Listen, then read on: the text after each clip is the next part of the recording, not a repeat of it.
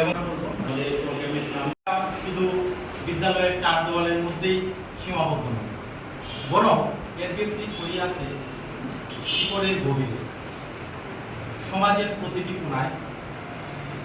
এখন আপনারা জানেন রাজ্যের প্রত্যেকটি বিদ্যালয়ে গ্রীষ্মের ছুটি চলছে, কিন্তু আমাদের মনে একটা প্রশ্ন, যাদের জীবন সংগ্রামের ভিতর দিয়ে চলছে তাদের কাছে আদৌ কি আমরা পৌঁছতে পেরেছি?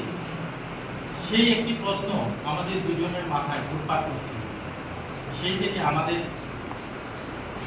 একটি সামার প্রোগ্রাম।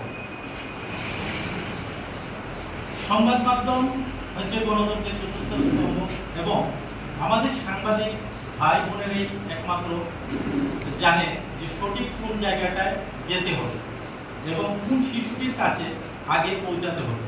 সেজন্য আমরা আমাদের প্রথম প্রোগ্রাম যেটা করেছি সেটা আমাদের কর্মভূমি উত্তর ত্রিপুরা জেলার ধর্মনগর থেকে শুরু করেছি এবং আমাদের দ্বিতীয় যে প্রোগ্রাম সংস্কৃতির পীঠস্থান খোয়াই এবং আমারও জন্মভূমি খোয়াই প্রেস ক্লাবকে আমরা অনুরোধ করেছি আমাদের সেই বার্তাটুকু ছড়িয়ে দেওয়ার জন্য।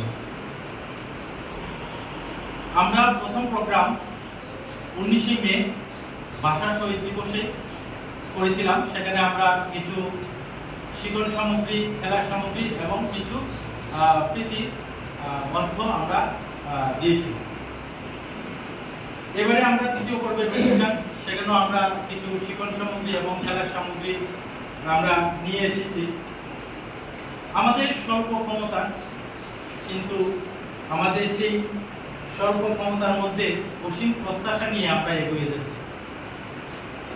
আমাদের প্রত্যাশা আপনারা আমাদের পাশে থাকবেন এবং যাতে শিক্ষা এবং খেলাধুলায় সম্মিলিত প্রয়াসে একটি শিশুর সর্বাঙ্গীন বিকাশ হয় এবং আমাদের রাজ্য এগিয়ে যায়, পৃথিবীতে বিরাজিত হোক শান্তি।